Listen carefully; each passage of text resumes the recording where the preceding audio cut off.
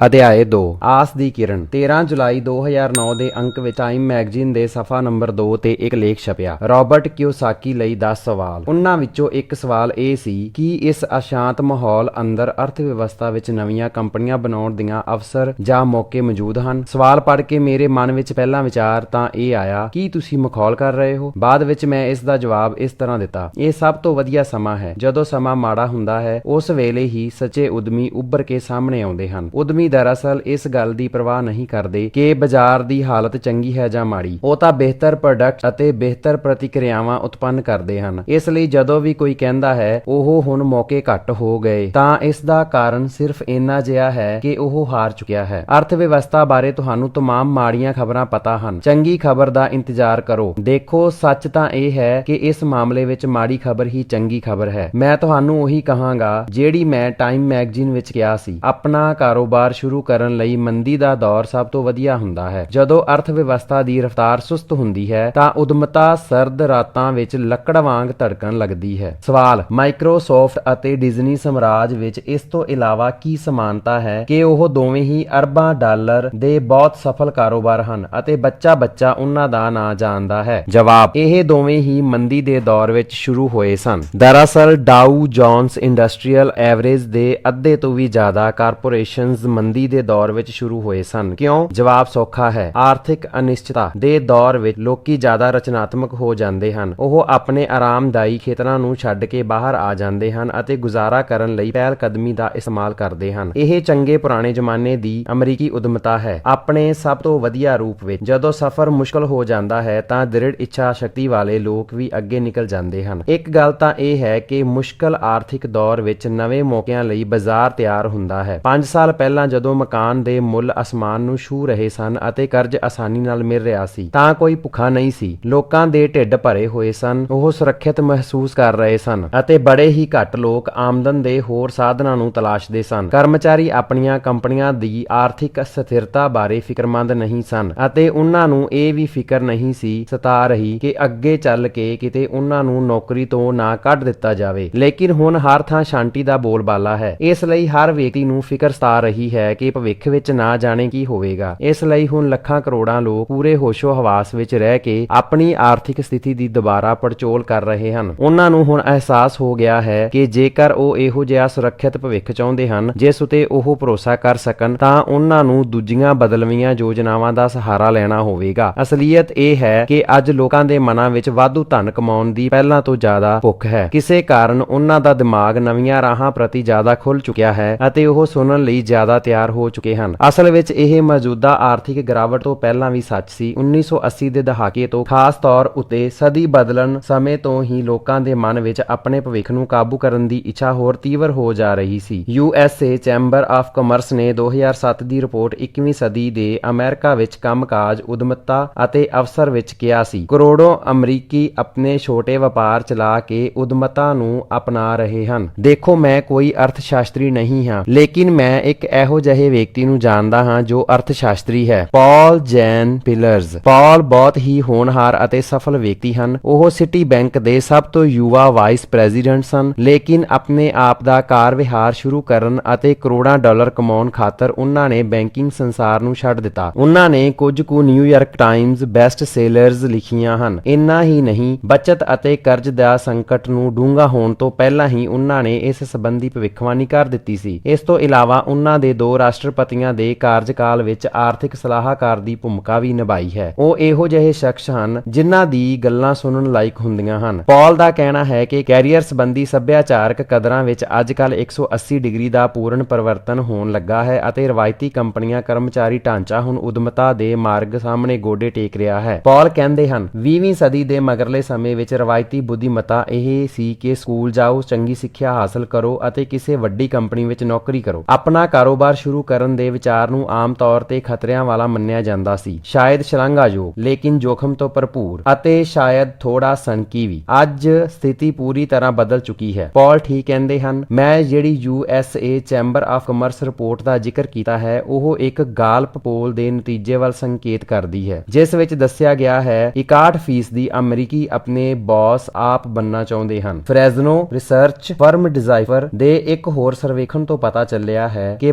72% ਬਾਲਗ ਅਮਰੀਕੀ ਨੌਕਰੀ ਕਰਨ ਦੀ ਬਜਾਏ ਆਪਣੇ ਆਪ ਦਾ ਵਪਾਰ ਕਰਨਾ ਚਾਹੁੰਦੇ ਹਨ ਅਤੇ ਉਹਨਾਂ ਵਿੱਚੋਂ 67% ਨਿਯਮਿਤ ਤੌਰ ਤੇ ਜਾਂ ਲਗਾਤਾਰ ਆਪਣੀ ਨੌਕਰੀ ਨੂੰ ਛੱਡਣ ਬਾਰੇ ਸੋਚਦੇ ਹਨ। ਦੇਖੋ, ਇਹ ਕੇਵਲ ਰੋਜੀ ਕਮਾਉਣ ਬਾਰੇ ਹੀ ਨਹੀਂ ਹੈ, ਇਹ ਤਾਂ ਸਾਡੇ ਜੀਵਨ ਦੀਆਂ ਖੂਬੀਆਂ ਬਾਰੇ ਵੀ ਹੈ। ਅਸੀਂ ਕਿਵੇਂ ਜੀ ਰਹੇ ਹਾਂ। ਲੋਕ ਹੁਣ ਜਾਗ ਚੁੱਕੇ ਹਨ। ਹੁਣ ਉਹ ਆਪਣੇ ਜੀਵਨ ਉਤੇ ਜ਼ਿਆਦਾ ਕਾਬੂ ਚਾਹੁੰਦੇ ਹਨ। ਉਹ ਆਪਣੇ ਪਰਿਵਾਰ ਨਾਲ ਜ਼ਿਆਦਾ ਜੁੜਨਾ ਚਾਹੁੰਦੇ ਹਨ, ਆਪਣੇ ਸਮੇਂ ਦੇ ਆਪ ਮਾਲਕ ਬਣਨਾ ਚਾਹੁੰਦੇ ਹਨ, ਆਫਿਸ ਦੀ ਬਜਾਏ ਘਰ ਵਿੱਚ ਰਹਿ ਕੇ ਕੰਮਕਾਜ ਕਰਨਾ ਚਾਹੁੰਦੇ ਹਨ, ਆਪਣੀ ਤਕਦੀਰ ਦੀ ਇਬਾਰਤ ਵੀ ਆਪ ਲਿਖਣਾ ਚਾਹੁੰਦੇ ਹਨ। ਡਿਜ਼ਾਈਫਰ ਦੇ ਅਧਿਐਨ ਵਿੱਚ 84% ਲੋਕਾਂ ਨੇ ਕਿਹਾ ਸੀ ਕਿ ਜੇਕਰ ਉਹ ਆਪਣੇ ਆਪ ਦੇ ਕਾਰੋਬਾਰ ਦੇ ਮਾਲਕ ਬਣ ਜਾਣ ਤਾਂ ਜ਼ਿਆਦਾ ਜੋਸ਼ ਨਾਲ ਕੰਮ ਕਰਨਗੇ। ਉਹਨਾਂ ਨੇ ਆਪਣੇ ਆਪ ਦਾ ਕੰਮ ਸ਼ੁਰੂ ਕਰਨ ਦੀ ਇੱਛਾ ਦਾ ਸਭ ਤੋਂ ਵੱਡਾ ਕਾਰਨ ਕੀ ਦੱਸਿਆ? ਆਪਣੇ ਕੰਮਕਾਜੀ ਜੀਵਨ ਬਾਰੇ ਜ਼ਿਆਦਾ ਜੋਸ਼ੀਲਾ ਬਣਨਾ। ਦਰਅਸਲ ਹੋ ਇਹ ਰਿਹਾ ਹੈ ਕਿ ਨੌਕਰੀ ਦੀ ਸੁਰੱਖਿਆ ਦਾ 20ਵੀਂ ਸਦੀ ਦਾ ਮਿੱਥ ਸਾਡੀ ਅੱਖਾਂ ਸਾਹਮਣੇ ਚੂਰਾ-ਚੂਰਾ ਹੋ ਰਿਹਾ ਹੈ, ਜਿਸ ਵਿੱਚ ਇਹ ਫਾਇਦਾ ਕੀਤਾ ਜਾਂਦਾ ਸੀ ਕਿ ਕਿਸੇ ਹੋਰ ਲਈ ਨੌਕਰੀ ਕਰਨਾ ਹੀ ਦੀਰਘਕਾਲੀ, ਸੁਖੀ ਅਤੇ ਤਸੱਲੀਬਖਸ਼ ਜੀਵਨ ਦਾ ਰਾਹ ਹੈ। ਰੁਜ਼ਗਾਰ ਦਾ ਮਿੱਥ। ਹਾਲਾਤ ਜ਼ਿਆਦਾਤਰ ਲੋਕਾਂ ਦੇ ਦਿਮਾਗ ਵਿੱਚ ਕਈ ਮਿੱਥਿਆ ਸੰਕਲਪ ਪਾ ਦਿੰਦਾ ਹੈ, ਜਿਸ ਕਾਰਨ ਅਸੀਂ ਰੁਜ਼ਗਾਰ ਨੂੰ ਆਮ ਮੰਨਣ ਲੱਗ ਪੈਂਦੇ ਹਾਂ। ਲੇਕਿਨ ਇਤਿਹਾਸਿਕ ਨਜ਼ਰੀਏ ਨਾਲ ਇਹ ਆਮ ਨਹੀਂ ਹੈ। ਦਰਅਸਲ ਕਰਮਚਾਰੀ ਬਣਨ ਦਾ ਪੂਰਾ ਸੰਕਲਪ ਕੁਝ ਹੀ ਸਮਾਂ ਪੁਰਾਣਾ ਹੈ। ਖੇਤੀਬਾੜੀ ਯੁੱਗ ਵਿੱਚ ਜ਼ਿਆਦਾਤਰ ਲੋਕ ਉਦਮੀ ਸਨ। ਹਾਂ, ਉਹ ਰਾਜਾ ਦੀ ਜ਼ਮੀਨ ਉਤੇ ਕੰਮ ਕਰਨ ਵਾਲੇ ਕਿਸਾਨ ਜ਼ਰੂਰ ਸਨ, ਲੇਕਿਨ ਰਾਜਾ ਦੇ ਕਰਮਚਾਰੀ ਨਹੀਂ ਸਨ। ਰਾਜਾ ਉਹਨਾਂ ਨੂੰ ਤਨਖਾਹ ਨਹੀਂ ਸੀ ਦਿੰਦਾ। ਅਸਲ ਵਿੱਚ ਹੁੰਦਾ ਇਸ ਦੇ ਉਲਟ ਸੀ। ਕਿਸਾਨ ਰਾਜੇ ਦੀ ਜ਼ਮੀਨ ਦਾ ਇਸਤੇਮਾਲ ਕਰਨ ਦੇ ਬਦਲੇ ਉਸ ਨੂੰ ਟੈਕਸ ਦਿੰਦਾ ਸੀ। ਇਹ ਕਿਸਾਨ ਦਰਅਸਲ ਛੋਟੇ ਕਾਰੋਬਾਰੀ ਜਾਂ ਉਦਮੀ ਦੇ ਤੌਰ ਤੇ ਆਪਣੀ ਰੋਜੀ ਰੋਟੀ ਕਮਾਉਂਦੇ ਸਨ। ਉਹ ਕਸਾਈ ਦੇ ਕੰਮ ਕਰਦੇ ਸਨ, ਬੇਕਰੀ ਚਲਾਉਂਦੇ ਸਨ ਅਤੇ ਮੋਮਬੱਤੀਆਂ ਵੀ ਬਣਾਉਂਦੇ ਸਨ। ਉਹਨਾਂ ਦਾ ਕਾਰੋਬਾਰ ਪੁਸ਼ਤਾਂ ਤੋਂ ਸੀ ਅਤੇ ਉਹਨਾਂ ਦੀਆਂ ਸੰਤਾਨਾਂ ਵੀ ਬਾਅਦ ਵਿੱਚ ਉਹੀ ਕੰਮ ਕਰਨ ਲੱਗ ਪੈਂਦੀਆਂ ਸਨ। ਕਿਤੇ ਵਜੋਂ ਪਰਿਵਾਰ ਦੀ ਪਛਾਣ ਗੋਤਰਾਂ ਜਾਂ ਸਰਨਾਵਿਆਂ ਰਾਹੀਂ ਹੁਣੇ ਤੱਕ ਚੱਲੀ ਆ ਰਹੀ ਹੈ। ਸਮਿਥ ਪਿੰਡ ਦੇ ਲੋਹਾਰ ਦਾ ਸਰਨਾਵਾ ਸੀ। ਬੇਕਰ ਬੇਕਰੀ ਮਾਲਕਾਂ ਦਾ ਸਰਨਾਵਾ ਸੀ। ਫਾਰਮਰ ਸਿਰਫ ਖੇਤੀ ਉੱਤੇ ਨਿਰਭਰ ਪਰਿਵਾਰਾਂ ਦਾ ਸਰਨਾਵਾ ਸੀ। ਟੇਲਰ ਦਰਜੀਆਂ ਦਾ ਸਰਨਾਵਾ ਸੀ ਅਤੇ ਕੂਪਰ ਪੀਪੇ ਬਣਾਉਣ ਵਾਲਿਆਂ ਦਾ। ਉਦਯੋਗਿਕ ਯੁੱਗ ਵਿੱਚ ਕੰਮ ਕਰਨ ਵਾਲੇ ਇੱਕ ਨਵੇਂ ਸਮੂਹ ਕਰਮਚਾਰੀਆਂ ਦੀ ਮੰਗ ਵਧਣ ਲੱਗੀ। ਨਤੀਜਤਨ ਸਰਕਾਰ ਨੇ ਲੋਕਾਂ ਨੂੰ ਸਿੱਖਿਅਤ ਕਰਨ ਦਾ ਕੰਮ ਸੰਭਾਲ ਲਿਆ ਅਤੇ ਪਰਸ਼ੀਅਨ ਪ੍ਰਣਾਲੀ ਨੂੰ ਅਪਣਾਇਆ। ਅੱਗੇ ਚੱਲ ਕੇ ਸੰਸਾਰ ਦੀ ਜ਼ਿਆਦਾਤਰ ਪੱਛਮੀ ਸਿੱਖਿਆ ਤੰਤਰ ਪਰਸ਼ੀਆ ਦੇ ਇਸੇ ਪ੍ਰਣਾਲੀ ਦੇ ਆਧਾਰ ਉਤੇ ਬਣਿਆ। ਕੀ ਤੁਸੀਂ ਕਦੀ ਸੋਚਿਆ ਹੈ ਕਿ 65 ਸਾਲ ਦੀ ਉਮਰ ਵਿੱਚ ਰਿਟਾਇਰਮੈਂਟ ਦਾ ਵਿਚਾਰ ਕਿੱਥੋਂ ਆਇਆ? ਮੈਂ ਤੁਹਾਨੂੰ ਦੱਸਦਾ ਹਾਂ ਕਿ ਇਹ ਕਿੱਥੋਂ ਆਇਆ। ਪਰਸ਼ੀਆ ਦੇ ਰਾਸ਼ਟਰਪਤੀ ਓਟੋ ਵਾਨ ਬਿਸਮਾਰਕ ਨੇ 1899 ਵਿੱਚ ਇਹ ਵਿਚਾਰ ਦਿੱਤਾ। ਅਸਲ ਵਿੱਚ ਬਿਸਮਾਰਕ ਦੀ ਯੋਜਨਾ 65 ਨਹੀਂ ਬਲਕਿ 70 ਸਾਲ ਦੀ ਉਮਰ ਵਿੱਚ ਸ਼ੁਰੂ ਹੋਣੀ ਸੀ, ਲੇਕਿਨ ਉਸ ਨਾਲ ਜ਼ਿਆਦਾ ਫਰਕ ਨਹੀਂ ਸੀ ਪੈਂਦਾ। 65 ਸਾਲ ਦੀ ਉਮਰ ਤੋਂ ਬਾਅਦ ਬੁੱਢੇ ਲੋਕਾਂ ਨੂੰ ਪੈਨਸ਼ਨ ਦੀ ਗਾਰੰਟੀ ਦੇਣ ਵਿੱਚ ਬਿਸਮਾਰਕ ਦੀ ਸਰਕਾਰ ਉਤੇ ਜ਼ਿਆਦਾ ਜੋਖਮ ਨਹੀਂ ਸੀ। ਉਸ ਵੇਲੇ ਪਰਸ਼ੀਆ ਦੇ ਨਾਗਰਿਕਾਂ ਦੀ ਔਸਤ ਉਮਰ ਤਕਰੀਬਨ 45 ਸਾਲ ਦੀ ਹੀ ਸੀ। ਅੱਜ ਬੜੇ ਸਾਰੇ ਲੋਕ 80-90 ਸਾਲ ਦੀ ਉਮਰ ਤੋਂ ਬਾਅਦ ਵੀ ਇੰਨੀ ਚੰਗੀ ਤਰ੍ਹਾਂ ਜੀ ਰਹੇ ਹਨ ਕਿ ਇਸ ਦੇ ਫਾਇਦੇ ਨਾਲ ਸੰਘੀ ਸਰਕਾਰ ਅਗਲੀ ਪਨੀਰੀ ਦੇ ਸਮੇਂ ਵਿੱਚ ਹੀ ਦਿਵਾਲੀਆ ਹੋ ਸਕਦੀ ਹੈ। ਜਦੋਂ ਤੁਸੀਂ ਪਰਸ਼ੀਆ ਦੀ ਸਿੱਖਿਆ ਨੀਤੀ ਦੇ ਬੁਨਿਆਦੀ ਦਰਸ਼ਨ ਉਤੇ ਸੋਧ ਕਰਦੇ ਹੋ ਤਾਂ ਤੁਸੀਂ ਦੇਖੋਗੇ ਕਿ ਇਸ ਦਾ ਉਦੇਸ਼ ਇਹੋ ਜਿਹੇ ਫੌਜੀ ਅਤੇ ਕਰਮਚਾਰੀ ਤਿਆਰ ਕਰਨਾ ਸੀ ਜਿਹੜੇ ਹਰ ਹੁਕਮ ਦੀ ਪਾਲਣਾ ਕਰਨ ਅਤੇ ਉਹਨਾਂ ਨੂੰ ਜਿਹੜਾ ਵੀ ਕੰਮ ਕਰਨ ਲਈ ਕਿਹਾ ਜਾਵੇ ਉਹ ਬਿਨਾਂ ਸੋਚੇ ਸਮਝੇ ਉਸ ਨੂੰ ਚੁੱਪ ਚਪੀਤੇ ਕਰ ਦੇਣ। ਪਰਸ਼ੀਅਨ ਸ਼ੈਲੀ ਦਾ ਟੀਚਾ ਸੀ ਵੱਡੀ ਗਿਣਤੀ ਵਿੱਚ ਕਰਮਚਾਰੀਆਂ ਦਾ ਉਤਪਾਦਨ। 60 ਅਤੇ 70 ਦੇ ਦਹਾਕੇ ਵਿੱਚ ਅਮਰੀਕਾ ਵਿੱਚ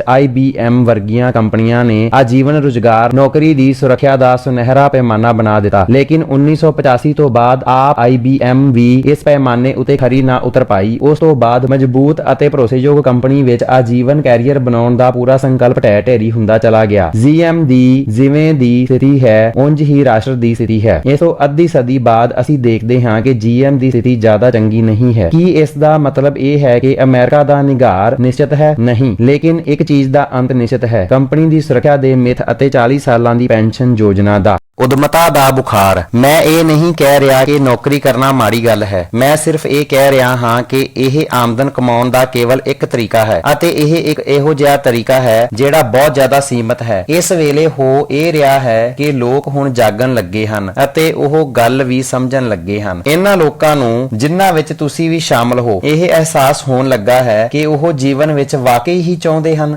ਉਸ ਨੂੰ ਪਾਉਣ ਦਾ ਇਕੱਲਾ ਤਰੀਕਾ ਉਦਮੀ ਬਣਨ ਦੀ ਰਾਹ ਉਤੇ ਕਦਮ ਰੱਖਣਾ ਹੈ ਅਤੇ ਉਂਝ ਵੀ ਮੈਂ ਹੀ ਉਹ ਇਕੱਲਾ ਵਿਅਕਤੀ ਨਹੀਂ ਹਾਂ ਜਿਸ ਨੂੰ ਇਹ ਦਿਖਾਈ ਦੇ ਰਿਹਾ ਹੈ। ਤੁਸੀਂ ਬੈਂਕਰ ਟੂ ਦਾ ਪੂਅਰ ਦੇ ਲਿਖਾਰੀ ਮੁਹੰਮਦ ਯੂਨਸ ਦਾ ਨਾਂ ਸੁਣਿਆ ਹੋਵੇਗਾ ਜਾਂ ਨਹੀਂ, ਲੇਕਿਨ ਓਸਲੋ ਨਾਰਵੇ ਦੀ ਨੋਬਲ ਕਮੇਟੀ ਨੇ ਉਹਨਾਂ ਦਾ ਨਾਂ ਚੰਗੀ ਤਰ੍ਹਾਂ ਸੁਣਿਆ। ਸਨ 2006 ਵਿੱਚ ਉਹਨਾਂ ਨੂੰ ਤੀਜੀ ਦੁਨੀਆ ਦੇ ਦੇਸ਼ਾਂ ਦੇ ਉਦਮੀਆਂ ਨੂੰ ਨਿੱਕੇ ਕਰਜ਼ ਦੇਣ ਦੀ ਧਾਰਨਾ ਲਈ ਨੋਬਲ ਸ਼ਾਂਤੀ ਪੁਰਸਕਾਰ ਨਾਲ ਸਨਮਾਨਿਤ ਕੀਤਾ ਗਿਆ ਸੀ। ਯੂਨਸ ਕਹਿੰਦੇ ਹਨ, ਸਾਰੇ ਲੋਕੀ ਉਦਮੀ ਹੁੰਦੇ ਹਨ, ਦਿੱਕਤ ਇਹ ਹੈ ਕਿ ਕਈ ਲੋਕਾਂ ਨੂੰ ਇਹ ਜਾਣਨ ਦਾ ਮੌਕਾ ਹੀ ਨਹੀਂ ਮਿਲ ਪਾਉਂਦਾ। ਉਹਨਾਂ ਨੇ ਇਹ ਗੱਲ 2007-8 ਵਿੱਚ ਅਰਥ ਵਿਵਸਥਾ ਦੇ ਢਹਿ ਢੇਰੀ ਹੋਣ ਤੋਂ ਪਹਿਲਾਂ ਕਹੀ ਸੀ। तमाम ਮਾੜੀਆਂ ਆਰਥਿਕ ਖਬਰਾਂ ਦੇ ਦੌਰ ਵਿੱਚ ਅੱਜ ਜ਼ਿਆਦਾ ਤੋਂ ਜ਼ਿਆਦਾ ਲੋਕ ਉਸ ਮੌਕੇ ਨੂੰ ਬੜੀ ਸਰਗਰਮੀ ਨਾਲ ਲੱਭ ਰਹੇ ਹਨ ਜਿਨ੍ਹਾਂ ਬਾਰੇ ਯੂਨਸ ਨੇ ਕਿਹਾ ਸੀ। ਉਦਮਤਾ ਦਾ ਬੁਖਾਰ ਬੜੀ ਤੇਜ਼ੀ ਨਾਲ ਚੜ੍ਹਦਾ ਜਾ ਰਿਹਾ ਹੈ ਕਿਉਂਕਿ ਜਦੋਂ ਵੀ ਅਰਥ ਵਿਵਸਥਾ ਦੀ ਰਫ਼ਤਾਰ ਸੁਸਤ ਹੁੰਦੀ ਹੈ, ਉਦਮਤਾ ਦੀ ਸਰਗਰਮੀ ਵੱਧ ਜਾਂਦੀ ਹੈ। ਦਰਅਸਲ ਮਾੜੇ ਦੌਰ ਵਿੱਚ ਹੀ ਉਦਮੀ ਵੱਧਦੇ ਫੁੱਲਦੇ ਹਨ। ਕਾਰਨ ਇਹ ਹੈ ਕਿ ਅਨਿਸ਼ਚਿਤਤਾ ਵੇਲੇ ਹੀ ਸਾਨੂੰ ਰੋਜੀ ਕਮਾਉਣ ਲਈ ਹੋਰ ਰਸਤਿਆਂ ਦੀ ਤਲਾਸ਼ ਸ਼ੁਰੂ ਕਰਨੀ ਹੁੰਦੀ ਹੈ। ਜਦੋਂ ਸਾਨੂੰ ਪਤਾ ਚੱਲ ਜਾਂਦਾ ਹੈ ਕਿ ਅਸਲੀ ਕੰਪਨੀ ਦੇ ਭਰੋਸੇ ਨਹੀਂ ਰਹਿ ਸਕਦੇ ਤਾਂ ਅਸੀਂ ਆਪਣੀ ਪਰਵਾਹ ਆਪ ਕਰਨ ਲੱਗ ਪੈਂਦੇ ਹਾਂ। ਤਾਈਓ ਹੀ ਅਸੀਂ ਇਹ ਸੋਚਦੇ ਹਾਂ ਕਿ ਸ਼ਾਇਦ ਇਹ ਆਪਣੇ ਆਰਾਮਦਾਇਕ ਦਾਇਰੇ ਨੂੰ ਤੋੜਨ ਅਤੇ ਪੈਸੇ ਕਮਾਉਣ ਦੀ ਰਚਨਾਤਮਕ ਹੋਣ ਦਾ ਸਮਾਂ ਹੈ। US ਫੈਡਰਲ ਰਿਜ਼ਰਵ ਦੇ ਇੱਕ ਸਰਵੇ ਤੋਂ ਪਤਾ ਚੱਲਦਾ ਹੈ ਕਿ ਉਦਮੀਆਂ ਦੀ ਔਸਤ ਘਰੇਲੂ ਨੈਟ ਵਰਥ ਰਵਾਇਤੀ ਕਰਮਚਾਰੀਆਂ ਦੇ ਮੁਕਾਬਲੇ 5 ਗੁਣਾ ਜ਼ਿਆਦਾ ਹੁੰਦੀ ਹੈ। ਇਸ ਦਾ ਅਰਥ ਹੈ ਕਿ ਇਸ ਗੱਲ ਦੀ 5 ਗੁਣਾ ਜ਼ਿਆਦਾ ਸੰਭਾਵਨਾ ਹੁੰਦੀ ਹੈ ਕਿ ਇਸ ਮੰਦੀ ਵਿੱਚ ਉਦਮੀਆਂ ਦਾ ਕੋਈ ਨੁਕਸਾਨ ਨਹੀਂ ਹੋਵੇਗਾ, ਬਲਕਿ ਇਸ ਤੋਂ ਬਾਅਦ ਉਹ